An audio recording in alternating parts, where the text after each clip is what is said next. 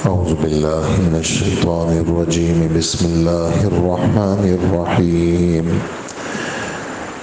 إنك لا تهدي من أحببت ولكن الله يهدي من يشاء وهو أعلم بالمهتدين صدق الله العظيم۔ ایک آیت آپ حضرات کے سامنے پڑھی گئی ہے، سورہ قصص کی آیت نمبر 56 ہے، اور آیت کا لفظی ترجمہ یہ ہے کہ اے پیغمبر صلی اللہ علیہ وسلم، حقیقت یہ ہے کہ تم جس کو خود چاہو ہدایت تک نہیں پہنچا سکتے، بلکہ اللہ جس کو چاہتے ہیں ہدایت تک پہنچا دیتے ہیں، اور ہدایت قبول کرنے والوں کو اللہ خوب جانتے ہیں۔ یہ آیت کا لفظی ترجمہ ہے۔ گزشتہ کل درس کی ایک بات باقی تھی، وہ آپ حضرات کو سنانی ہے کہ اللہ جل جلالہ ایمان والوں کی ایک صفت بیان فرماتے ہیں کہ وہ ایمان والے نیکی کے ذریعے سے برائی کو دور کرتے ہیں۔ وہ ایمان والے نیکی کے ذریعے سے برائی کو دور کرتے ہیں۔ تو اس کے دو مطلب ہیں۔ ایک مطلب یہ ہے کہ کوئی گناہ سرزد ہو جائے تو گناہ کو اپنے سر پر رکھتے نہیں ہیں کہ جی گناہ ہو گیا، ذرا رہنے دو، تھوڑا سا صبر کرتے۔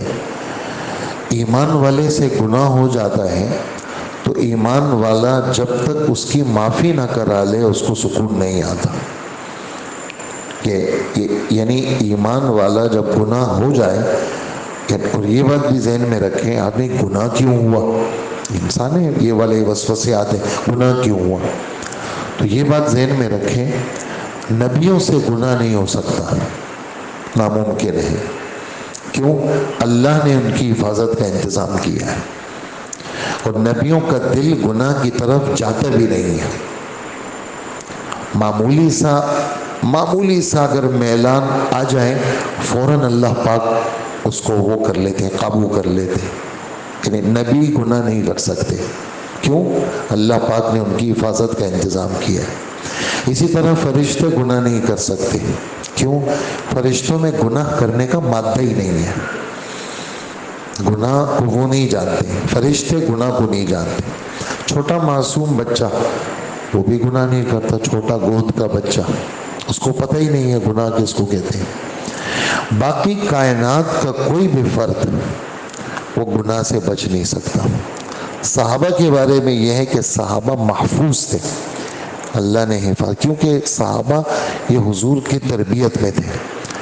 اگر ہم صحابہ کو گناہ گار کہیں گے تو ہم یہ سمجھیں گے اللہ کے رسول کی محنت ناکام تھی، ٹھیک ہے، اور نعوذ باللہ۔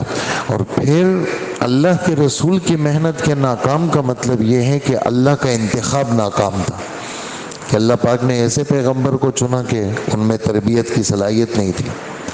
تو اگر صحابہ کو ادھر ادھر ہم نے ذہن ادھر ادھر گیا صحابہ کے بارے میں، یہ بھی گمراہی ہے۔ وجہ اس کی یہ ہے کہ اس سے سلسلہ جا کر کے رکتا صحابہ پہ نہیں ہے، اوپر جاتا ہے پھر۔ تو اس لیے صحابہ محفوظ ہیں، انبیاء معصوم ہیں۔ باقی کائنات کا کوئی بڑا سے بڑا ولی ہو، گناہ اس سے بھی ہو سکتا ہے، لیکن ولی اور غیر ولی میں فرق یہ ہے کہ جو ولی ہوتا ہے، اللہ کا دوست ہوتا ہے، وہ گناہ پہ برقرار نہیں رہ سکتا۔ گناہ ہو جائے اس کو سکون نہیں آتا، وہ ہمیشہ غمگین رہتا ہے جب تک اس گناہ کو صاف نہ کرے۔ اور غیر ولی کیا ہوتا ہے؟ غیر ولی کی حیثیت حضرت عبداللہ بن مسعود رضی اللہ عنہ فرماتے ہیں، یہ ایسا ہے جیسے کہ مکھی بیٹھ گئی اس کو اڑا لیا، جیسے مکھی کا کوئی مسئلہ ہی نہیں ہے، آ جاتی ہے بیٹھ جاتی ہے، اڑا لیا، گناہ ہو گیا، ختم۔ اس کو کوئی اس کے اندر کی حس نہیں ہوتی گناہ کے بارے میں۔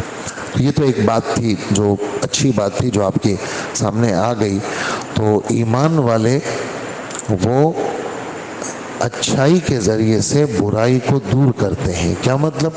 نیکی کے ذریعے سے گناہ کو صاف کرتے ہیں۔ مطلب رسول اللہ صلی اللہ علیہ وآلہ وسلم فرماتے ہیں ایک صحابی کو کہ اذا عملت سیئۃ فاتبعها حسنۃ تمحوها، فلانے اگر تم سے کوئی گناہ ہو جائے فوراً اس کے بعد نیکی کرو جو اس گناہ کو دھو دے، صاف کر دے، مٹا دے۔ تو وہ صحابی پوچھتے ہیں کہ اللہ کے رسول، لا الہ الا اللہ جو کلمہ طیبہ ہے اس کا تعلق نیکی کے ساتھ ہے؟ حضور صلی اللہ علیہ وآلہ وسلم نے فرمایا یہ تو افضل نیکی ہے۔ مطلب کیا نکلا؟ مطلب یہ نکلا کہ یہ جو کلمہ ہے یہ گناہوں کو صاف کرتا ہے۔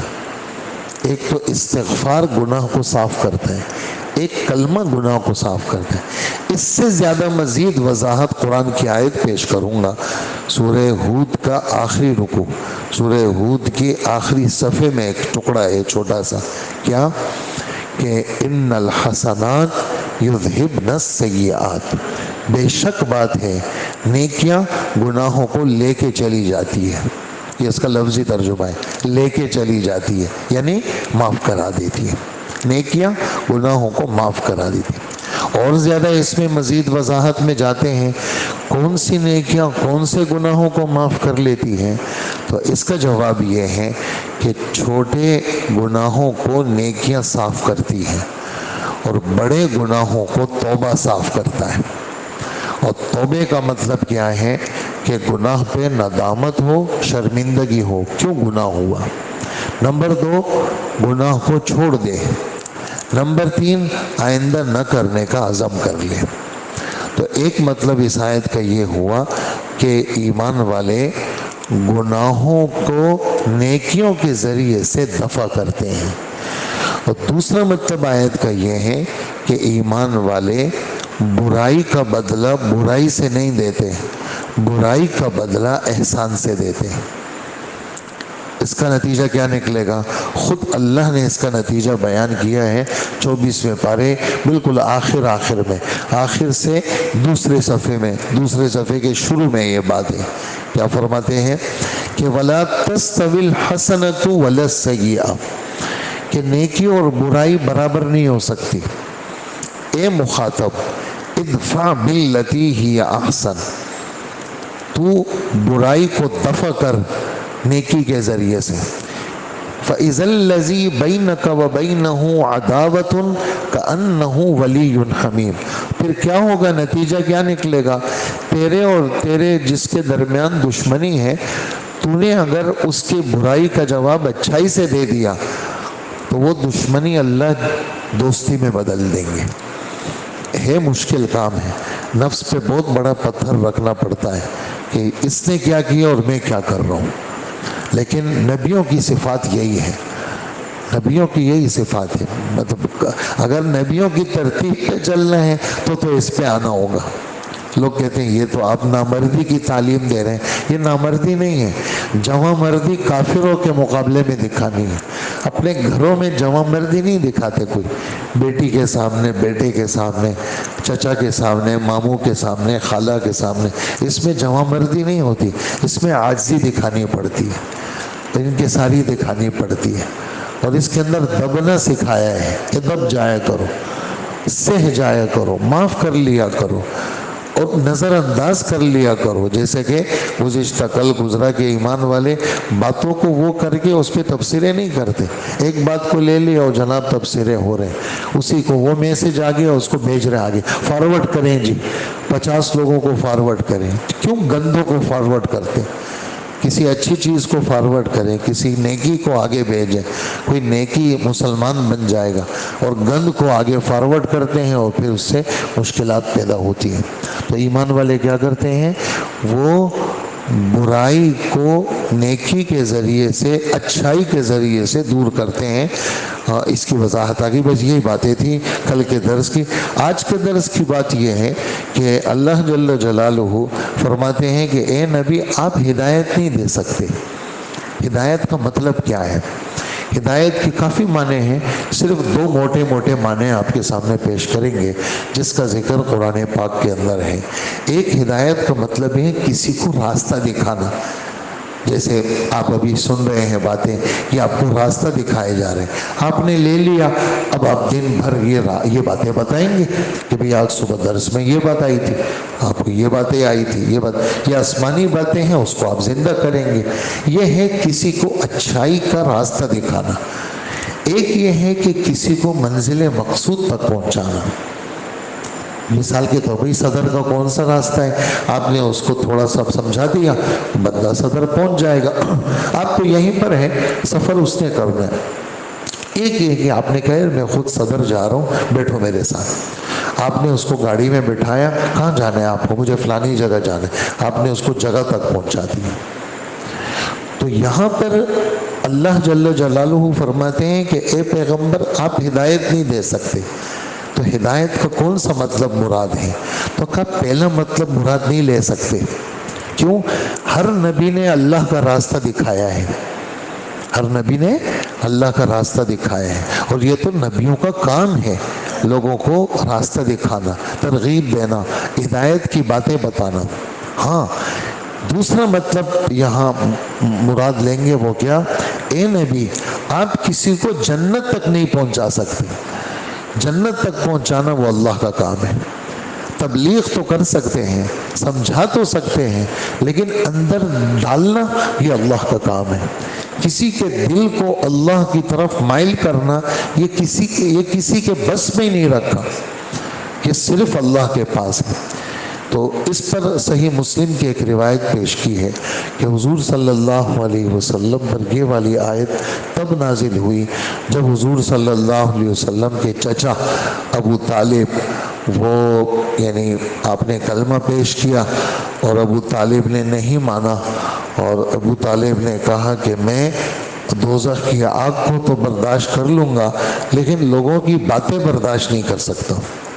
اس پر اللہ کے رسول صلی اللہ علیہ وسلم غمگین ہو گئے کہ اتنا بڑا محسن میرا، اس لیے کہ حضور صلی اللہ علیہ وسلم کی عمر 8 سال تھی، 8 سال سے لے کر کے 50 سال تک اس شخص نے خیال رکھا ہے، 8 سال سے لے کر 50 سال تک، یعنی پورے تقریباً 42-43 سال اس شخص نے حضور کے سر پہ ہاتھ رکھا، اور اللہ کے رسول صلی اللہ علیہ وسلم کا نکاح، اللہ کے رسول صلی اللہ علیہ وسلم کا معاش، اللہ کے رسول کی نوکری، یہ سب چیزیں، یہ خرچ وغیرہ، حالانکہ وہ خود صاحب اولاد تھے اور بہت زیادہ ان کے بچے تھے اور غریب تھے، لیکن حضور کے لیے نرم تھے۔ تو آخر میں جب ایسا ہوا تو حضور غمگین ہو گئے۔ اس پر یہ آیت اتری کہ یہ انتخاب تو ہمارا ہے کہ کسی کو مسلمان بنانا اور کسی کو جنت میں بھیجنا، یہ آپ کے پاس نہیں ہے، یہ تو صرف ہمارے پاس ہے، اور ہم ہدایت والوں کو خوب اچھی طرح جانتے ہیں۔ یہ بات ختم ہو گئی۔ یعنی یہاں کچھ باتیں ہیں، ایک بات تو یہ ذہن میں رکھیں، کبھی کبھار ایسا ہوتا ہے کہ ایک آدمی پہ خوب محنت ہوتی ہے اور مسلسل اس پہ محنت چل رہی ہوتی ہے، لیکن وہ ٹس سے مس نہیں ہوتا، لگتی نہیں ہے اس پہ بات، تو بس آدمی کے دل میں یہ آیت ہونی چاہیے کہ بھئی ہدایت تو اللہ کے پاس ہے۔ لیکن کل کے درس میں ایک بات یہ بھی آئی کہ چھوڑنا بھی نہیں ہے، خاموش بھی نہیں رہنا کہ بھئی چھوڑ دو اپنے حال پہ، نہیں، اپنے حال پہ نہیں چھوڑنا، ہم نے تو مرتے دم تک کرنا ہے، کوئی مانے یا نہ مانے، کوئی ہمیں باتیں سنائے، کوئی ہمارے خلاف بات کرے، کوئی ہمارے خلاف تبصرے کرے، کرنے دو۔ مبصرین دنیا میں بہت سارے ہیں، ہاں ابو بکر جیسے لوگ بھی دنیا میں ہیں، ابو لہب جیسے لوگ بھی ہیں۔ اب اگر ہم ابو لہب کو جیسے لوگوں کو دیکھ کر کے محنت کو چھوڑ دیں تو پھر تو ہم حضور کے نائب ہی نہیں ہیں۔ اس لیے ہمیں گھبرانا نہیں چاہیے، ہم نے تو بات کرنی چاہیے، لیکن بات کرتے کرتے اگر کوئی نہیں مانتا تو مایوس بھی نہیں ہونا چاہیے۔ کیوں؟ ہدایت اللہ کے پاس ہے، تو یہ محنت نہیں چھوڑنی اور مایوس بھی نہیں ہونا، ایک تو یہ سبق ہے۔ دوسری بات ایک عجیب مفسرین نے لکھی ہے، وہ کیا بات ہے؟ وہ بات یہ ہے کہ خواہ ابو طالب کے ایمان اور کفر کے معاملے میں گفتگو اور مباحثہ مت کیا کرو، آپس کے اندر محفلیں لگاؤ کہ جناب ابو طالب مسلمان تھے یا کافر تھے، تمہیں کیا ضرورت ہے؟ تم سے قبر میں نہیں پوچھیں گے کہ ابو طالب مسلمان تھا یا کافر تھا، کہا خاموش رہا کرو. کیوں؟ اس طرح کی حرکتیں اللہ کے رسول کی طبیعت کو تکلیف کا باعث بنتی ہیں. اور اس پر میں آپ کو حدیث سے اس کا حوالہ دوں. یہ تو مفسرین نے بات لکھی ہے، میں آپ کو حدیث سے اس کا حوالہ دوں گا. وہ کیا؟ ابو جہل آپ سب جانتے ہیں کیسا ملعون گزرا ہے اور کیسے کیسے حضور کے ساتھ اس نے بدتمیزیاں کی. ابو جہل کا بیٹا اکرمہ، عین کے ساتھ اکرمہ، یہ مسلمان ہوئے اور یہ پتہ چلا سب کو صحابہ کہ اکرمہ آ رہا ہے. تو حضور صلی اللہ علیہ وآلہ وسلم نے اپنے ساتھیوں کو کہا خبردار، اکرمہ مسلمان ہو کے آ رہا ہے، اس کے سامنے اس کے باپ کا ذکر نہیں کرنا کہ تم یہ کہو کہ تمہارا باپ خدا کا دشمن تھا، تمہارا باپ خدا کے رسول کا دشمن تھا اور تمہارا باپ جو تھا وہ کفر پہ مرا ہے. یہ خبردار تم نے نہیں کہنا. کیوں؟ اس باتوں سے کچھ ہوگا نہیں لیکن اکرمہ کا دل دکھے گا. دیکھو میرے باپ کو یہ کہہ رہے ہیں. آپ تو اکرمہ کی بات کر رہے ہیں، ہم اس سے بھی بڑھ کر کے حضرت ابراہیم علیہ السلام کی بات کر رہے ہیں. ایک حدیث میں ہے، بخاری شریف مسلم شریف میں ایک حدیث ہے. وہ کیا کہ کل قیامت کے دن یعنی ابراہیم علیہ السلام کے والد کے بارے میں فیصلہ ہوگا کہ یہ دوزخ میں جائے. تو حضرت ابراہیم علیہ السلام درخواست کریں گے کہ اللہ یہ لوگ کیا کہیں گے کہ ابراہیم کیسا تھا اور اس کا باپ کیسا تھا. اور اے اللہ میں نے تو آپ سے دنیا میں درخواستیں کی ہیں کہ مجھے رسوا مت کرنا. آج میرا باپ دوزخ میں جائے گا اور میرے لیے اس سے بڑی رسوائی اور کیا ہوگی. یہ حدیث میں حضور کے الفاظ آپ کو سنا رہا ہوں. حضور صلی اللہ علیہ وسلم نے فرمایا کہ اللہ جل جلالہ فرمائیں گے ابراہیم تم ذرا اس طرف دیکھو. ابراہیم علیہ السلام کا چہرہ اس طرف کریں گے، اب دیکھو. تو جب دیکھیں گے تو ان کے باپ کی شکل بگڑ گئی ہوگی، وہ کوئی جانور ہوگا بدنما، اور اس کے یعنی مٹی اور گند اور پخانہ اس کے اوپر لگا ہوا ہوگا. تو کہا کہ اس کو دوزخ میں بھیجنا ہے. تو پھر ابراہیم علیہ السلام خاموش ہو جائیں گے. صرف اس نقطے کو سمجھے ذرا، اتنے بڑے پیغمبر وہ کہہ رہے ہیں کہ میرے لیے بدنامی ہے، میرا باپ دوزخ میں جا رہا ہے. تو اکرمہ کے سامنے اس کے باپ کو برا مت کہنا، اس سے کچھ بگڑے گا نہیں لیکن اس کا دل دکھے گا.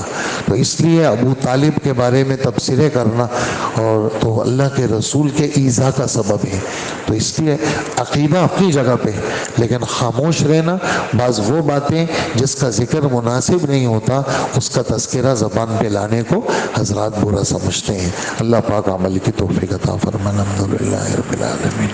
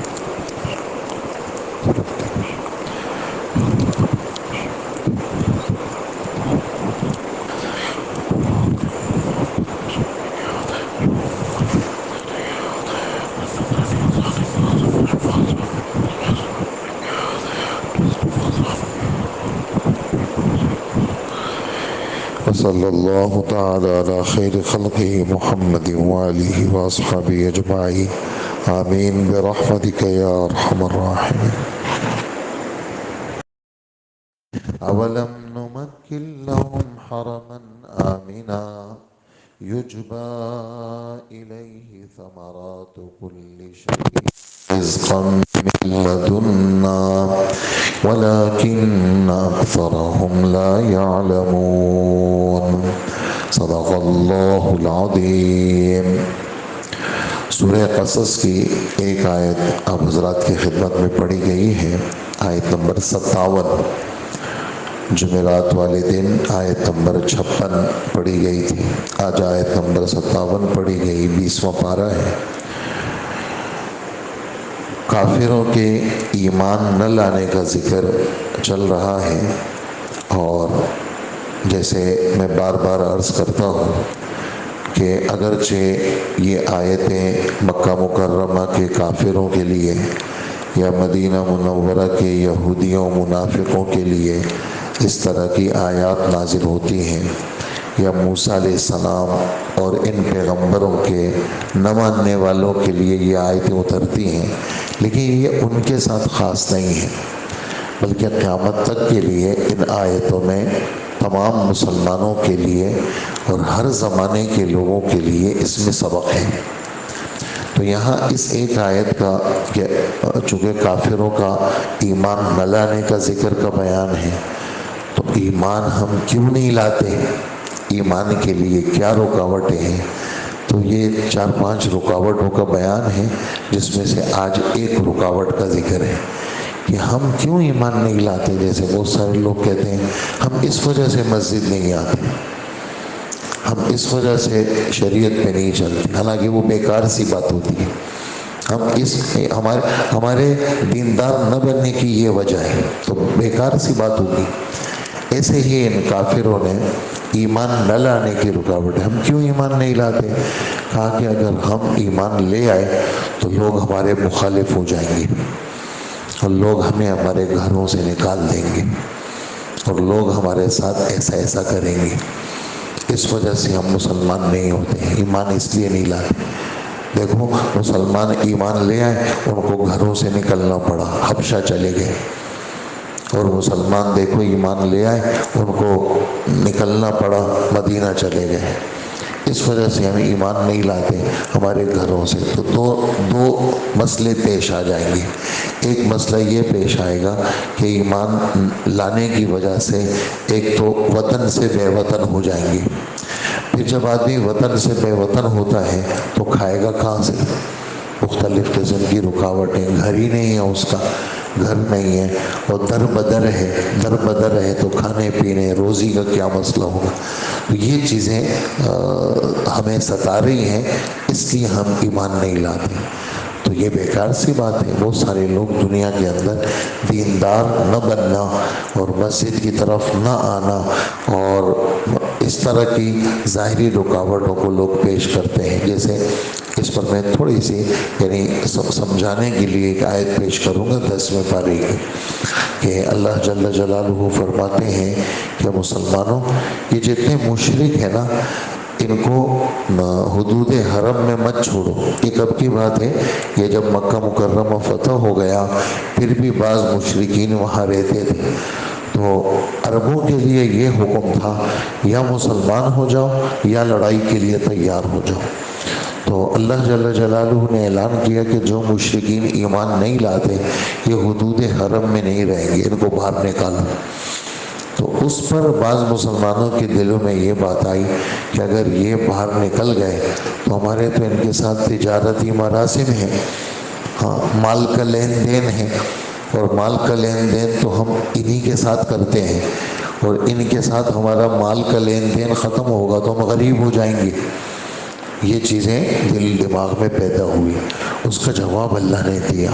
کیا دیا اللہ پاک نے؟ جیسے دنیا کا دستور ہے، آج بھی بہت سارے کافر کہتے ہیں ہم تمہیں یہ فلانی چیز، دنیا کے پیسے، ہم تمہیں قرضوں کی قسط تب دیں گے جب تم مسجدیں اپنے ملک سے ختم کرو، مدرسے ختم کرو، دیندار لوگوں کو ختم کرو، پھر ہم تمہیں قرضہ دیں گے، پھر یہ کریں گے، پھر یہ کریں گے۔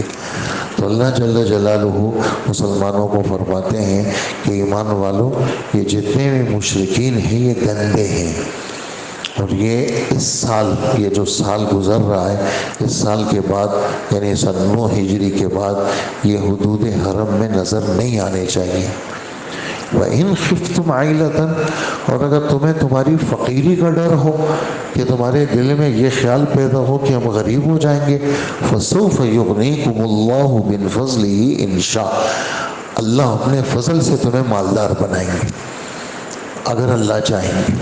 اس لیے کافروں کے بلبوتے پہ آدمی کو نہیں رہنا چاہیے، اور نہ آدمی کو کافروں سے ڈرنا چاہیے۔ جتنا ڈرے گا آدمی اتنا دبے گا، جتنا ڈرے گا، کسی بھی دائیں بائیں چیزوں سے آدمی ڈرتا ہے نا تو دبتا ہے، اور جتنا آدمی کے دل میں اللہ سوار ہوتے ہیں اتنا آدمی ان چیزوں کی پرواہ نہیں کرتا، ہو دفع ہو جائے نہ ہو، ہمیں نہیں چاہیے، ہمیں تو اللہ چاہیے، ہمیں تو مسجد چاہیے، ہمیں تو مدرسہ چاہیے، ہمیں تو قرآن چاہیے، ہمیں تو حدیث چاہیے، یہ چیزیں نہ ہو۔ تو جب آدمی اس سے بے پرواہ ہو جاتا ہے پھر اللہ دے بھی دیتے تھے، کیوں؟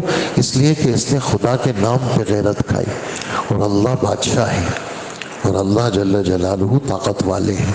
تو یہاں پر بھی اللہ جل جلالہ فرماتے ہیں کہ یہ کافر کہتے ہیں اگر ہم مسلمان ہو گئے تو ہم در بدر ہو جائیں گے، نمبر 2 کھائیں گے کہاں سے؟ تو اللہ جل جلالہ فرماتے ہیں اے خدا کے بندو کہ اس حرم مکی کے اندر ٹھکانہ کس نے دیا ہے تمہیں؟ اللہ نے ٹھکانہ دیا ہے۔ اور عجیب بات تم سن لو، پوری دنیا میں لوٹ کھسوٹ کا بازار گرم ہے، اس زمانے کی بات ہے یہ، پوری دنیا میں لوٹ کھسوٹ کا بازار گرم ہے، اور دیکھو حدود حرم مکہ مکرمہ اللہ نے اس کو امن کی جگہ بنایا ہے۔ بالکل اسی بات کو اور زیادہ اچھا اللہ پاک نے 21ویں پارے کے، یہ میرے خیال سے سورہ عنکبوت کا آخری صفحہ ہے، سورہ عنکبوت 21ویں پارے پہ ختم ہوتی ہے۔ اللہ پاک فرماتے ہیں اولم یروا انا جعلنا حرما آمنا ویتخطف الناس من حولهم، ان کو پتہ نہیں، دیکھتے نہیں ہیں ہم نے اس حرم کو کیسا امن والا بنایا ہے، اور دیکھو دائیں بائیں کتنی لوٹ کا بازار گرم ہے، اور لوگ جو ہے نا لوٹے جا رہے ہیں، اور ادھر حدود حرم کے اندر امن ہے۔ تو اللہ پاک ایک جواب یہ دے رہے ہیں کہ تم کہہ رہے ہو ہم در بدر ہو جائیں گے، ہم نے تو اس جگہ کو امن والا بنایا ہے، مجال ہے کوئی آ کر کے تمہیں ستائے؟ تم کلمہ تو پڑھو، تم خدا کی طرف آؤ تو صحیح، ہمت تو کرو۔ اور نمبر 2 تم کہتے ہیں ہم کھائیں گے کہاں سے؟ تم یہ بتاؤ ابراہیم علیہ السلام نے دعا مانگی تھی کہ اے اللہ اس جگہ کو کیا بنا، یہاں والوں کو نمازی بنا، اور یہاں والوں کی محبت لوگوں کے دلوں میں ڈال، اور یہاں والوں کو ہر قسم کا پھل اور میوہ عطا فرما۔ وہ دعا قبول ہوئی ہے۔ لہٰذا مکہ مکرمہ میں زراعت نہیں ہوتی، پہاڑی پہاڑ ہے، مکہ مکرمہ میں پہاڑی پہاڑ ہے، نہ گندم ہوتی ہے، نہ باغات ہوتے ہیں، کچھ بھی نہیں ہے وہاں پر۔ لیکن کون سا ایسا زمانہ ہے جو ثابت کر کے دکھائے کہ مکہ مکرمہ میں پھل ختم ہو گئے ہوں، اناج ختم ہو گیا ہو؟ ایسا نہیں۔ کیوں؟ ایک نبی کی دعا قبول ہوئی ہے، اس لیے آدمی کو چاہیے دعائیں مانگا کرے۔ ہاں دعا نبی کی قبول ہوتی ہے، مسلمانوں کی بھی قبول ہوتی ہے۔ جو چیز آدمی کو ستا رہی ہے وہ اللہ کے سامنے پیش کرے کہ اللہ یہ مسئلہ ہے، اور کبھی یہ نہ کہے کہ میں اتنے عرصے سے مانگ رہا ہوں اللہ سن ہی نہیں رہے ہیں، یہ خطرناک باتیں ہیں۔ مانگتا رہے آدمی، اور کبھی کبھار ایسا ہوتا ہے ایک ہدف میں نے بنایا یہ میں مانگ رہا ہوں، اللہ وہ نہیں دیتے، اس کے دینے میں مصلحت نہیں ہے، تو اللہ پاک دائیں بائیں بہت ساری چیزیں اس دعا کی برکت سے دیتے چلے جاتے ہیں۔ تو دعا کا تیر جو ہے یہ ضائع کبھی نہیں جاتا۔ یہ نہ سمجھے دعا اللہ پاک نے سنی نہیں، اس چیز کے دینے میں حکمت نہیں ہے، اس چیز کے دینے میں حکمت۔ اب اگر کیوں نہیں ہے تو یہ کیوں کا سوال ہم اللہ سے کیسے کر سکتے؟ ہم تو نہیں کر سکتے۔ تو اس لیے اللہ پاک نے دونوں باتوں کا جواب دیا۔ ہم نے حرم کو کیا بنایا؟ امن والی جگہ بنایا، اور ہم نے وہاں پر دنیا بھر کے پھل اور دنیا بھر کی نفع کی چیزیں، گندم ہے، قسم قسم نعمتیں ہیں، وہ کھینچی چلی جا رہی ہیں، اور یہ ہماری روزی کا انتظام ہے، ہمارا انتظام ہے۔ کیسے کرتے ہیں وہ تمہیں تھوڑی بتائیں گے ہم کہ ہم کیسے کرتے ہیں، ہم کرنے والے ہیں۔ اس لیے آدمی کو کسی کافر سے نہیں ڈرنا چاہیے، اور کسی بڑے سے بڑے ورلڈ بینک سے اور کسی بڑے بڑے سے نہیں ڈرنا چاہیے۔ آدمی کے سامنے اللہ ہونے چاہیے۔ جب آدمی کے سامنے اللہ ہوگا تھوڑی سی حالات آئیں گے، لیکن اللہ جل جلالہ ان حالات کو کیا کر لیں گے؟ ختم کر لیں گے، دور کر لیں گے، اور امن اور سکون دے دیں گے۔ اور اخیر میں فرمایا اکثر لوگ تو انہی باتوں کا یقین نہیں کرتے، اکثر لوگ انہی باتوں کا یقین نہیں کرتے، حالانکہ کرنے والے ہم ہیں۔ اب امن دینے والے ہم ہیں، رزق دینے والے ہم ہیں، صحت دینے والے ہم ہیں، یہ سب ہماری طرف سے، لیکن اکثر لوگ ہماری ان باتوں پہ یقین نہیں کرتے۔ تو یہ ایک ہی آیت کی وضاحت تھی جو آپ کے سامنے پیش کی گئی۔ اللہ پاک ہمیں عمل کی توفیق عطا فرمائے۔ وقالوا ان نتبع الہدی، یہ لوگ کافر کہتے ہیں ہم اس لیے ایمان نہیں لاتے اگر ہم ان کے ساتھ آپ کے ساتھ ہدایت کی پیروی کریں تو ہمیں کوئی زمین سے اچک کر کے لے جائے گا، یعنی ہم در بدر ہو جائیں گے اور اس جگہ سے ہم اپنے ملک سے کوئی ہمیں لے جائے گا۔ بھلا کیا ہم نے ان کو اس حرم میں جگہ نہیں دی ہے جو ہم نے پرامن بنایا ہے، اور ایسا پرامن بنایا ہے کہ ہر قسم کے پھل اس کی طرف کھینچے چلے آتے ہیں، اور جو خاص ہماری طرف سے دیا ہوا رزق ہے۔ لیکن ان میں سے اکثر لوگ اس بات پہ یقین ہی نہیں کرتے کہ بھئی اللہ کرتے ہیں، اس لیے ایمان والوں کو چاہیے وہ ان باتوں پہ یقین کریں، اور کافروں سے کسی صورت میں ایمان والوں کو مرعوب نہیں ہونا چاہیے۔ اللہ عمل کی توفیق عطا فرمائے۔ الحمدللہ۔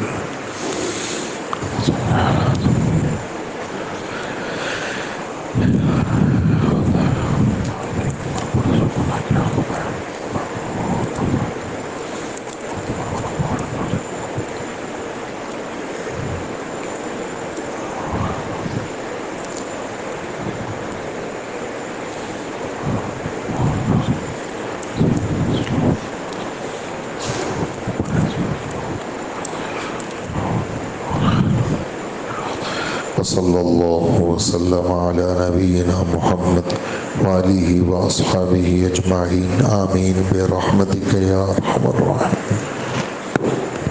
نہ بیٹھیں، تھوڑا قریب آ جائیں۔ اعوذ باللہ من الشیطان الرجیم، بسم اللہ الرحمن الرحیم۔ وَكَمْ أَهْلَكْنَا مِنْ قَرْيَةٍ بَطِرَتْ مَعِيشَتَهَا فَتِلْكَ مَسَاكِنُهُمْ لَمْ تُسْكَنْ مِنْ بَعْدِهِمْ إِلَّا قَلِيلًا وَكُنَّا نَحْنُ الْوَارِثِينَ۔ صدق اللہ العظیم۔ سورہ قصص ہے، 20واں پارہ ہے، اور 20ویں پارے کا 9واں رکوع چل رہا ہے، آیت نمبر 58 ہے۔ کفار کے ایمان نہ لانے کے اسباب، رکاوٹیں۔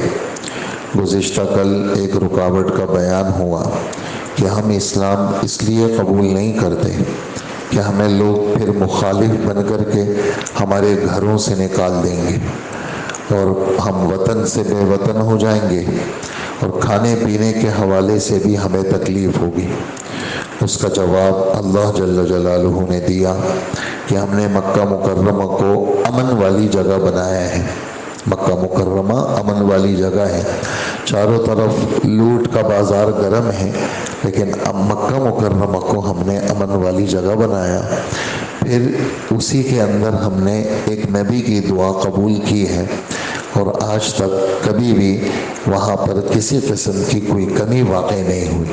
ہر قسم کے حالات کے اندر اللہ پاک نے وہاں اچھا بندوبست فرمایا۔ یہ گزشتہ ہمارا سبق تھا۔ آج کے سبق کے اندر ایک اور رکاوٹ انہوں نے پیش کی ہے۔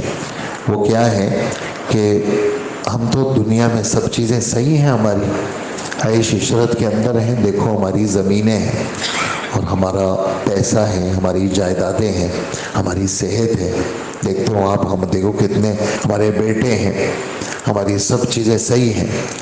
تو یہ دنیا کی چیزوں کا درست ہو جانا یہ بھی انسان کو دھوکے میں ڈالتا ہے۔ صحت کا ٹھیک ہونا، آدمی کہتے ہیں میں بیمار نہیں ہوں گا، لیکن اچانک بیماری آتی ہے۔ بیماری پہلے سے بتاتی نہیں ہے کہ میں آ رہی ہوں، اور حالات بالکل صحیح ہیں، گھر بھی بہت اچھا ہے، اور چیزیں سب جتنے بھی سہولیات ہیں وہ سب میسر ہیں، لیکن کیا ہوتا ہے کہ اللہ جل جلالہ حالات کو خراب کر دیتے ہیں، اور چیزیں اللہ جل جلالہ اکثر و بیشتر چھینتے نہیں ہیں۔ جیسے فرعون سے اللہ نے حکومت کو نہیں چھینا، ایسا نہیں ہوا کہ اللہ پاک نے اس سے حکومت کو لیا، بلکہ حکومت کے رکھ کر کے اللہ نے ناکام کیا۔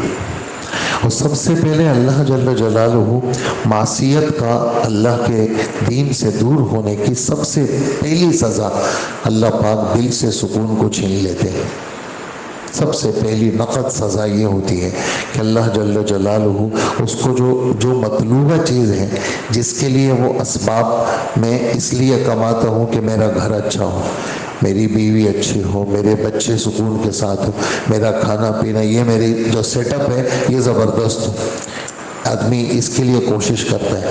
سب سے پہلے اللہ اس میں سے سکون لے لیتے ہیں۔ گھر جاتا ہے تو بے سکون، کہیں مارکیٹ جاتا ہے تو بے سکون، دکان میں ہوتا ہے تو بے سکون، اللہ پاک سکون لے لیتے ہیں۔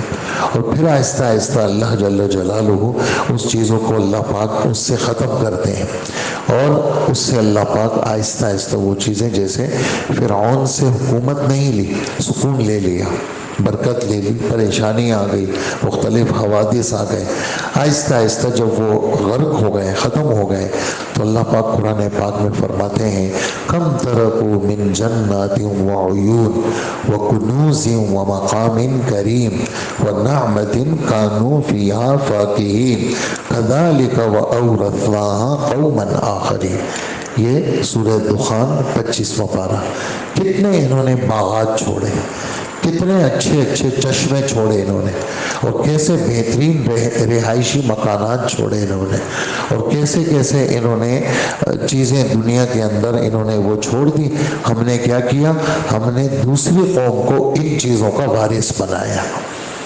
یہ اللہ پاک کا دستور ہے۔ اور تو یہاں بھی اللہ پاک اس آیت میں یہ والی بات کہ تم دنیاوی عیش کے اوپر ناز کرتے ہو، اور تم کہتے ہو کہ بھئی ہمارا سارا سیٹ اپ ہے، یہ کبھی بھی خراب نہیں ہوگا، اس لیے کہ یہ سیٹ اپ بنانے والے اللہ ہیں۔ آدمی کبھی بھی کسی موقع پر بھی اللہ جل جلالہ کو پیچھے نہ پھینکے اور اپنی کوششوں کو آگے نہ رکھے، بلکہ اللہ کو ہمیشہ سامنے رکھے کہ بھئی سب کچھ کرنے والے اللہ ہیں، ان تمام چیزوں کو بنانے والے اللہ ہیں، ان سب چیزوں کو میری طبیعت کے مطابق بنانے والے اللہ ہیں، اور اگر میری طبیعت کے خلاف بھی کوئی چیز آتی ہے اور میں نافرمان نہیں ہوں تو وہ میری طبیعت کے خلاف والی چیز میری تربیت کے لیے ہے۔ میں نافرمان نہیں ہوں لیکن میری طبیعت کے خلاف چیزیں آ رہی ہیں تو اللہ میری تربیت چاہتے ہیں۔ اللہ پاک مجھے اس حالات کے بگاڑ میں اپنے سے دور کرنا نہیں چاہتے، بلکہ حالات کے بگاڑ میں اللہ مجھے اپنے سے قریب کرنا چاہتے ہیں۔ اس لیے کبھی بھی آدمی حالات اگر معمولی سے تھوڑا سا پلٹا آ جائے تو آدمی کو پریشان نہیں ہونا چاہیے کہ میں تو گناہ گار نہیں ہوں، زکوٰۃ دے رہا ہوں، میں نے روزے پورے رکھے، سنت کے خلاف زندگی نہیں ہے۔ آدمی اپنے اور یہ بھی حضرات نے لکھا ہے آدمی اپنا جائزہ لیتا رہے، اپنا امتحان لیتا رہے۔ اچھا، جتنا آدمی اپنے آپ کو جانتا ہے اتنا کوئی اور نہیں جان سکتا۔ بیوی نہیں جان سکتی، باپ نہیں جان سکتا، حالانکہ باپ اس کا باپ ہے، ماں نے اس کو جانا ہے، ماں کی گود میں یہ پلا ہے، لیکن ماں بھی اس کو نہیں جانتی۔ اس کے اندر کے جو نیچر ہے، اس کی طبیعت ہے، اس کا مزاج ہے، اس کے اندر کی جو حرکتیں ہیں، یہ خود جانتا ہے اپنے آپ کو۔ تو اس لیے آدمی جتنا اپنے آپ کو جانتا ہے اتنا کوئی اور اس کو نہیں جان سکتا۔ تو اپنا جائزہ لیتا رہے اور جو چیزیں سنت سے ہٹی ہوئی ہیں ان کو سنت کے مطابق لانے کی کوشش کریں۔ ایک آدمی فرائض کا پابند ہے لیکن سنت میں گڑبڑ ہے تو وہ کامل نہیں ہے۔ کوئی اپنے آپ کو سنت سے ہٹا ہوا آدمی اپنے کو کامل نہ سمجھے، اس لیے کہ حضور کی ترتیب پر رہنے کی وجہ سے کمال ملتا ہے۔ حضور کی ترتیب پر رہنے کی وجہ سے کمال ملتا ہے۔ جو حضور کی ترتیب پر نہیں ہوگا اس کو کبھی بھی کمال نہیں مل سکتا۔ اس لیے کوشش کرے آدمی کہ میں حضور صلی اللہ علیہ وسلم کی ترتیب پر آنے کی آدمی آہستہ آہستہ وہ کوشش کرے۔ تو اللہ جل جلالہ کافروں کے ایک رکاوٹ کو یہ بیان فرما رہے ہیں کہ بھئی ہماری تو یہ سب چیزیں صحیح ہیں، اور دیکھو یہ تو ہم اچھے گھر ہیں، ہمارے اچھے ہمارے کپڑے ہیں، ہمارے بیٹے ہیں، سب چیزیں ہیں۔ تو اللہ پاک اس کا جواب دے رہے ہیں کہ کتنی بستیاں پیچھے، ابھی ہماری آیت کا مفہوم شروع ہو رہا ہے، کتنی بستیاں پیچھے جو گزر گئی، جو اپنے عیش عشرت والی زندگی پر وہ ناز کرتی تھی، اور بڑا ان کو وہ تھا، فخر تھا. جیسے قوم عاد ہر جگہ بڑی اچھی جگہ پر انہوں نے عمارتیں بنائی ہوئی تھی، اور اللہ پاک خود فرماتے ہیں ہود علیہ السلام کی دعوت کہ یہ باغات، یہ چیزیں، یہ دیکھو اللہ نے تمہیں دی ہیں، اور دیکھو تمہارے صحت اللہ نے تمہیں دی ہے، تمہارے لمبے لمبے قد ہیں، تمہیں خوبصورت اللہ نے بنایا، تمہیں طاقتور اللہ نے بنایا، تمہارا ظاہری بدن، تمہاری سب چیزیں اللہ نے بنائی ہیں. لیکن انہوں نے نبی کی بات کو نہیں مانا، وہ سب چیزیں تہس تہس ہو گئی. تو اللہ پاک فرماتے ہیں کتنی بستیاں پیچھے، جیسے قوم لوط کی بستیاں ہیں، قوم عاد کی بستیاں ہیں، قوم سمود کی بستیاں ہیں. ان بستیوں کو ہم ہلاک کر چکے ہیں. بطرت معیشتہا، وہ اپنے عیش عشرت والی زندگی پہ کیا کرتے تھے؟ اترایا کرتے تھے. لیکن جب ہم نے ان کو ختم کر دیا تو ان کے جو رہائشی مکانات تھے وہاں پر کوئی پھر بعد میں بسا نہیں، کوئی وہاں پر رہا نہیں. ہاں الا قلیلا، کوئی مسافر گزرا تو تھوڑی دیر کے لیے سستانے لیٹ گیا، یا کوئی تفریحی لوگ آ گئے. جیسے آج کل لوگ تباہ شدہ جگہوں کو تفریح کی نیت سے دیکھتے، عبرت کی نیت سے نہیں دیکھتے. حالانکہ تباہ شدہ علاقے، زلزلے والے علاقے، سیلاب والے علاقے، جہاں اللہ کا عذاب آیا ہو، حضور صلی اللہ علیہ وسلم کی سنت یہ ہے کہ آپ صلی اللہ علیہ وسلم ایسے علاقے سے گزرے تو آپ نے فرمایا اپنی سواریوں کو تیز کرو، اور آپ نے اپنے سر پر کپڑا ڈالا اور فرمایا ظالموں کی بستی سے روتے ہوئے گزرو، ظالموں کی بستی سے روتے ہوئے گزرو. تو ایسے علاقے جہاں پر عذاب آیا ہو وہاں پر آدمی کو تفریح کی نیت سے نہیں جانا چاہیے. ہم گھومنے کے لیے گئے تھے، کہاں گئے تھے؟ جہاں پھر زلزلہ آیا تھا، اور جہاں سیلاب آیا تھا، اور جہاں اللہ کا عذاب آیا تھا. تو اللہ جل جلالہ فرماتے ہیں ایسے علاقوں میں لوگ نہیں رہے مگر بالکل تھوڑے سے رہے. وہ بعد میں کوئی بھی نہیں بسا مگر تھوڑے لوگ. تھوڑے لوگ کون؟ کوئی مسافر آ گیا، کوئی ویسی دیکھنے چلا گیا. اور پھر فرمایا وَكُنَّا نَحْنُ الْوَارِثِينَ، حقیقت میں ان تمام علاقوں اور زمین کے حقیقی وارث ہم ہی بن گئے. یعنی ان کا کوئی ظاہری وارث بھی نہیں رہا کہ جی باپ مر گیا تو بیٹے کو جائیداد چھوٹ گئی، اور دادا مر گیا تو پوتے کو جائیداد رہ گئی.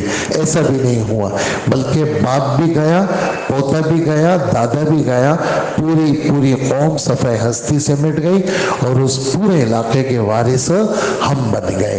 لہٰذا کسی کو بھی، یعنی ہمیں سبق ہے، کسی کو بھی حالات کی درستگی کے اوپر فخر نہیں کرنا چاہیے، اترانا نہیں چاہیے، بلکہ جس کے جتنے حالات اچھے ہوں اس سے اتنا ہی شکر کا مطالبہ ہے.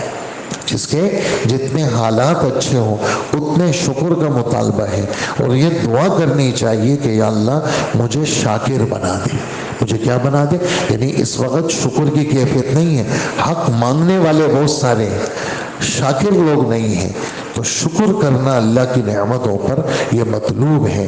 کیوں؟ حالات کا اچھا بنانا وہ اللہ کا کام ہے، اور اللہ صحت کا اچھا بنانا وہ اللہ کا کام ہے.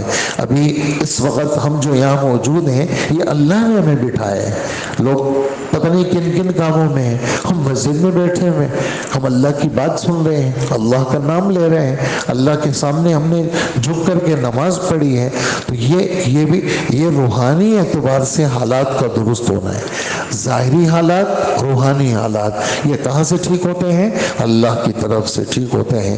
اس لیے آدمی کو چاہیے وہ کسی صورت میں ناشکرا اور ناقدرہ نہ بنے. فاذکرونی اذکرکم، مجھے یاد کرو میں تمہیں یاد کروں گا. واشکروا لی، میری قدردانی کرو. میری کیا کرو؟ قدردانی کرو، اور میری ناقدری مت کیا کرو. میری قدردانی کرو اور میری ناقدری مت کرو.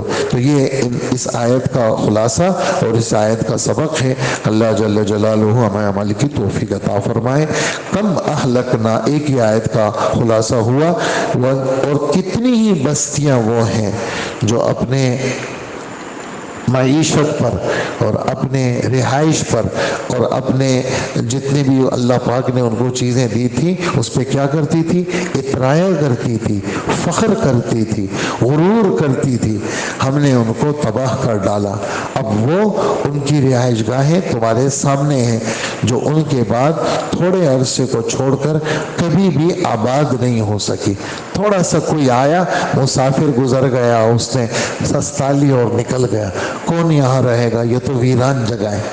کسی زمانے میں کیا کیا مارکیٹیں تھیں، کیا کیا آباد تھی، اب وہاں پر کیا ہے؟ الو بھی نہیں ہے، کچھ بھی نہیں ہے، وہاں جن اور بھوت رہتے ہیں، کچھ بھی نہیں ہے۔ تو کسی زمانے میں کیا کیا آباد چیزیں تھی، وہاں سب چیزیں ختم ہو گئی۔ تو اللہ جل جلالہ فرماتے ہیں ہم ہی تھے جو اس کے حقیقت میں وارث بنے۔ اللہ پاک عمل کی توفیق عطا فرمائے۔ الحمدللہ۔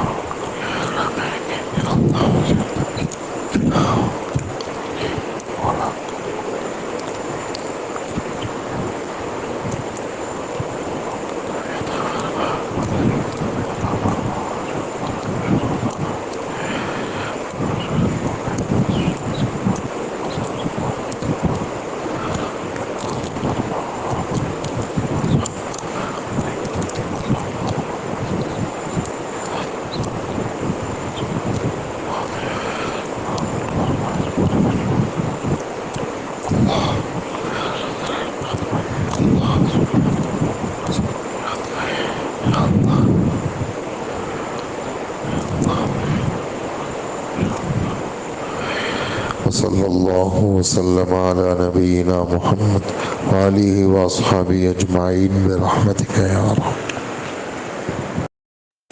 اعوذ باللہ من الشیطان الرجیم، بسم اللہ الرحمن الرحیم۔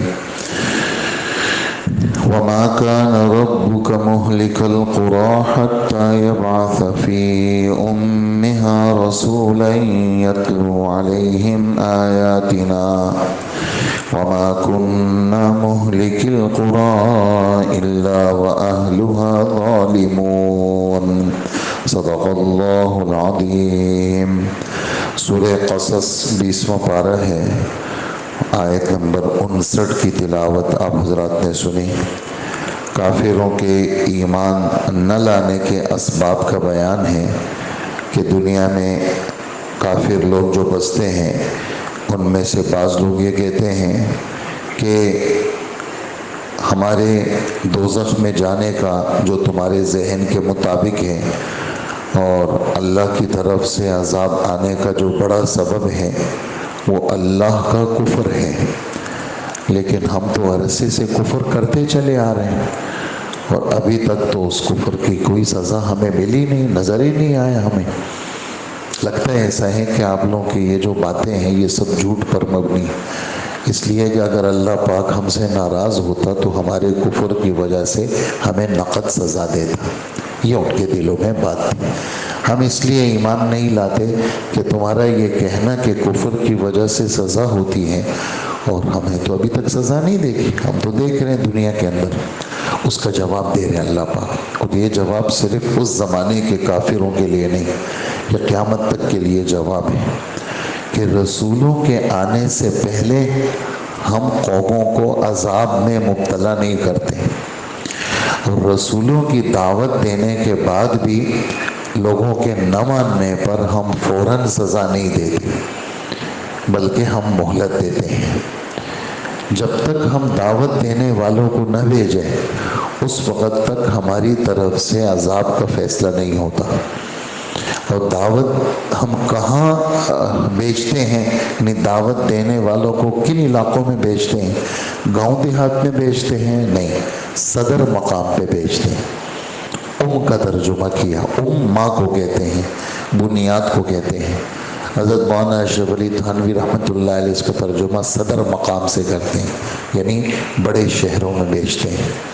وجہ اس کی یہ ہے کہ جتنے احکامات کے اندر گاؤں دیہات شہروں کے تابع ہیں، اور حضور صلی اللہ علیہ وآلہ وسلم کا ایک فرمان ہے، آپ نے بعض شہر والوں کو ایک لمبی حدیث ہے جس میں ڈانٹا ہے کہ اے شہر والوں، تمہارا دین پہنچانے کی ذمہ داری تمہارے ذمے، گاؤں دیہات والوں کی فکر تمہارے ذمے ہے۔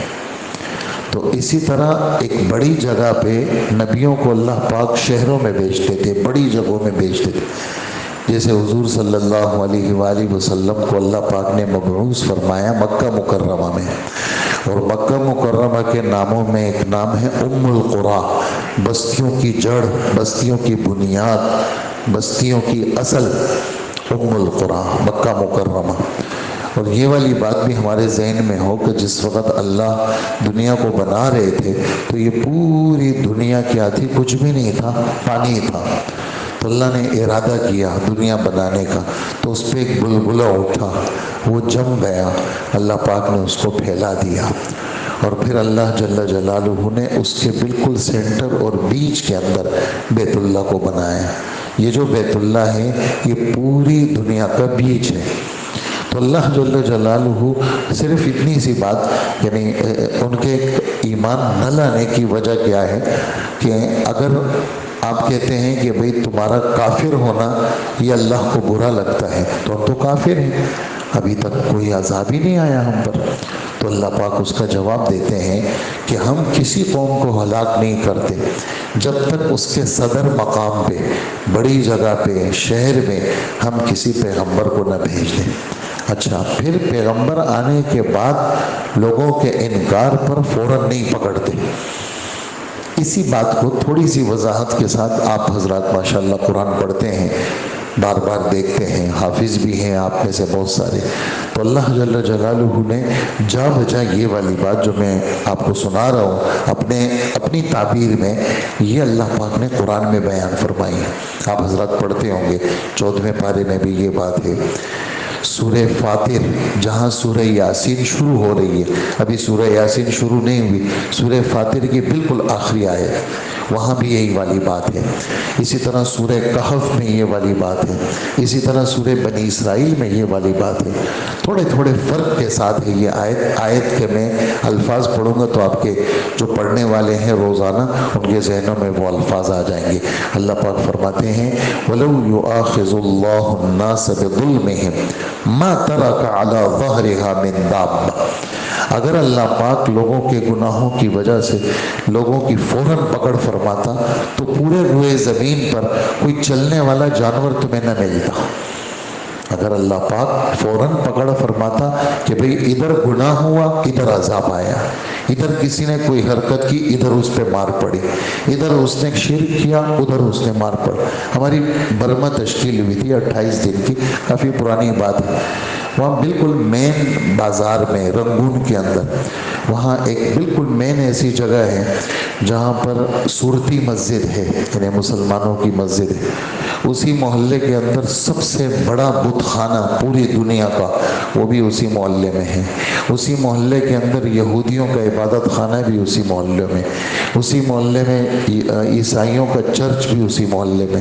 اس مسجد کے بالکل جیسے ہماری مسجد علی ہے، مین گیٹ، اور یہ جنریٹر رکھا ہوا ہے، یہ جنریٹر کی جگہ پہ، یعنی یہ مسجد کا گیٹ ہے اور یہ جنریٹر، وہاں ایک بت تھا، ہم نے نا بت تھا بڑا اسپیشل قسم کا بنا ہوا، اور لوگ آتے تھے اور اس کو سجدہ یوں کرتے تھے، سر نیچے کرتے تھے، اس کی عبادت کرتے تھے، اس سے دعا مانگتے تھے، پھر چلے جاتے تھے۔ اب یہ دیکھیں بالکل مسجد ہے، مسجد میں مسلمان 5 وقت کی نماز، آباد مسجد اور بہت زبردست یعنی اس کا انتظام، لیکن ساتھ میں ہی بت، اور اسی مسجد کے جیسے آپ سمجھیں کہ یہ کرسٹل کی بلڈنگ ہے، بس اس بلڈنگ کے ساتھ ہی وہ سب سے بڑا بت خانہ موجود تھا، یعنی آپ سمجھیں کہ پیدل آپ چلیں تو 1 سے 1.5 منٹ پہ وہ بت خانے میں پہنچ جائے۔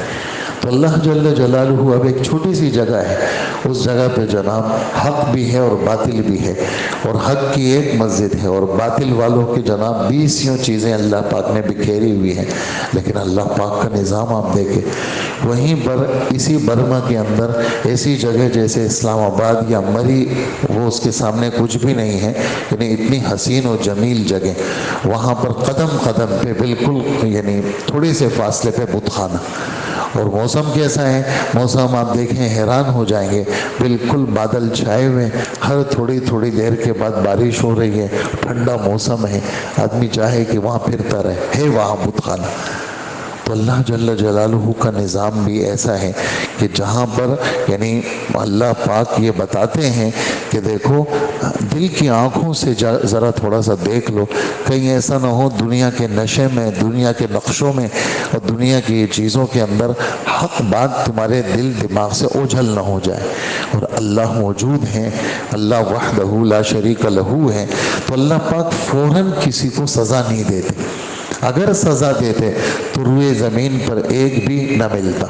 تو یہ ہمارا دستور ہے۔ کافروں کی خام خیالی ہے کہ جی ادھر گناہ ہوا ادھر سزا ہو گئی۔ ایسے ہی بہت سارے، یہ والی بات ہے تو کافروں کے لیے، لیکن مسلمانوں کے لیے بہت سارے مسلمان کہتے ہیں جی ہم تو گناہگار لوگ ہیں، آج تک ہم نے ایک نماز بھی نہیں پڑھی، تم کہتے ہو نماز نہ پڑھنے سے عذاب آتا ہے، کچھ بھی نہیں ہوا آج تک، کچھ بھی نہیں، ہمیں تو کچھ ہوا ہی نہیں، اور فلانے فلانے ہم گناہ کرتے ہیں، فلانا فلانا فلانا مثالیں دیتے ہیں لوگ، اور کچھ بھی نہیں ہوا۔ تو دیکھیں گناہ کے اوپر فوراً پکڑ کا آ جانا یہ تو اس آدمی کی خوش بختی کی علامت ہوتی ہے، اور گناہ کے اوپر کچھ نہ ہونا یہ آدمی کی بہت بڑی بدبختی کی علامت ہوتی ہے۔ اور یہ بات میری بات نہیں ہے، یہ قرآن پاک کی آیتوں کی بات ہے۔ تو یہاں پر ان کے ایمان نہ لانے کا ایک وجہ کیا ہے؟ جی ہم تو کافر ہیں اور ابھی تک کوئی عذاب نہیں آیا۔ تو اللہ پاک فرماتے ہیں ہم عذاب نہیں بھیجتے جب تک ہم داعی کو نہ بھیج دیں، دعوت دینے والے کو نہ بھیج دیں۔ دعوت دینے والا آتا ہے، دعوت دیتا ہے، لوگ انکار کرتے ہیں تو انکار پر بھی فوراً سزا نہیں دیتے، پھر بھی مہلت دیتے ہیں، آج سمجھ میں آ جائے، کل آ جائے سمجھ میں، پرسوں سمجھ میں آ جائے، پھر آ جائے، پھر آ جائے۔ لیکن جب بالکل ایک حد ہو جاتی ہے شرارت کی اور گناہوں کی تو پھر اللہ پاک کی طرف سے پکڑ آتی ہے، جیسے مکہ کے کافروں پر پکڑ آئی۔ بدر کے اندر ان کے لوگ مارے گئے، 70 مارے گئے، 70 پکڑے گئے، ایسی خندق میں مارے گئے، ایسی احد میں مارے گئے، ایسے پھر چلتے چلتے سن 8 ہجری میں حضور صلی اللہ علیہ وسلم نے مکہ مکرمہ فتح کر لیا۔ تو اللہ پاک کی طرف سے عذاب کے لیے کیا ہے؟ ایک وقت مقرر ہے۔ تو ہمارے لیے اس میں سبق یہ ہے کہ کوئی ایسا نہ سمجھے کہ جی ہم تو اتنے گناہ گار ہیں اور کچھ بھی نہیں ہوا، تو وہ ایک وقت مقرر ہوتا ہے۔ اس لیے آدمی کو اللہ کی ذات سے، اللہ کی قدرت سے بے خبر اور بے خوف نہیں ہونا چاہیے۔ أَأَمِنْتُم مَّن فِي السَّمَاءِ أَن يَخْسِفَ بِكُمُ الْأَرْضَ فَإِذَا هِيَ تَمُورُ أَمْ أَمِنْتُم مَّن فِي السَّمَاءِ أَن يُرْسِلَ عَلَيْكُمْ حَاصِبًا فَسَتَعْلَمُونَ كَيْفَ نَذِيرِ۔ سورہ ملک کی آیت ہے۔ تم اس اللہ سے بے خوف ہو گئے جس اللہ کی آسمانوں میں چلتی ہے کہ وہ زمین کو حکم دے زمین پھٹ جائے اور تم اندر چلے جاؤ، تو تم اس اللہ سے بے خوف ہو؟ اس اللہ سے بے خوف ہو کہ جو آسمان سے تم پر پتھروں کی بارش کر دے؟ ایسے اللہ جل جلالہ سے آدمی کو بے خوف نہیں ہونا چاہیے۔ افامنوا مکر اللہ، یہ 9واں پارہ، افامنوا مکر اللہ، لوگ خدا کی خفیہ تدبیروں سے بے خوف ہو گئے۔ فلا یأمن مکر اللہ الا القوم الخاسرون، اللہ کی خفیہ تدبیر سے تو وہی لوگ بے خوف ہوتے ہیں جو گھاٹے میں پڑ جاتے ہیں۔ ایمان والا کبھی بھی اللہ سے بے خوف نہیں ہوتا۔ یہ ان آیتوں کا ان آیت کا سبق ہے۔ اللہ پاک ہمیں عمل کی توفیق عطا فرمائے۔ دیکھ لیجئے اللہ پاک فرماتے ہیں وَمَا كَانَ رَبُّكَ مُهْلِكَ الْقُرَىٰ حَتَّىٰ يَبْعَثَ فِي أُمِّهَا رَسُولًا، اور تمہارا پروردگار ایسا نہیں ہے کہ وہ بستیاں اسی طرح خامخواہ ہلاک کر ڈالے جب تک ان بستیوں کے مرکزی مقام پر، صدر مقام پر، بڑی جگہ پر، شہر کے اندر اللہ پاک کوئی رسول نہ بھیجا ہو جو ان کو ہماری آیتیں پڑھ کر سنائے۔ اور ہم بستیوں کو اس وقت تک ہلاک کرنے والے نہیں ہیں جب تک ان کے بستی اس بستی والے ظالم نہ بن جائے، شرارت کرنے والے نہ بن جائے، ان کا کفر حد تک نہ پہنچ جائے، اس وقت تک ہم بستی والوں کو ہلاک نہیں کرتے۔ اس لیے ایمان والے کو بھی بے خوف نہیں ہونا چاہیے اور کافروں کو بھی بے خوف نہیں ہونا چاہیے۔ اللہ موجود ہے، اللہ زندہ ہے اور اللہ سب کچھ کرنے کے اوپر قادر ہے۔ اللہ پاک ہمیں عمل کی توفیق عطا فرمائے۔ الحمدللہ۔ اللہم صلی وسلم علی حبیبنا محمد وآلہ واصحابہ اجمعین۔ اے اللہ ہمارے گناہوں کو معاف فرما، ہماری مغفرت فرما، ہمارا یہ بیٹھنا قبول فرما، ہر بلا ہر شر سے ہمیں محفوظ فرما۔ اللہ عمل کی توفیق عطا فرما، سستی اور غفلت ہم سے دور فرما، ہمیں مرتے دم تک کسی انسان کا محتاج نہ بنا، اپنے در کا محتاج بنا۔ اللہ خیر ہمارے دل میں ڈال دے اور شر اور فتنے ہمارے دل دماغ سے ہٹا دے، اور آج کا دن پورا اطاعت میں گزار دے، اور جتنے کام ہیں اپنے فضل اپنے کرم سے ہر کام میں ہم سب کی مدد فرما، سستی سے ہماری حفاظت فرما، اور برے بڑھاپے سے اور بری بیماریوں سے ہم سب کی حفاظت فرما۔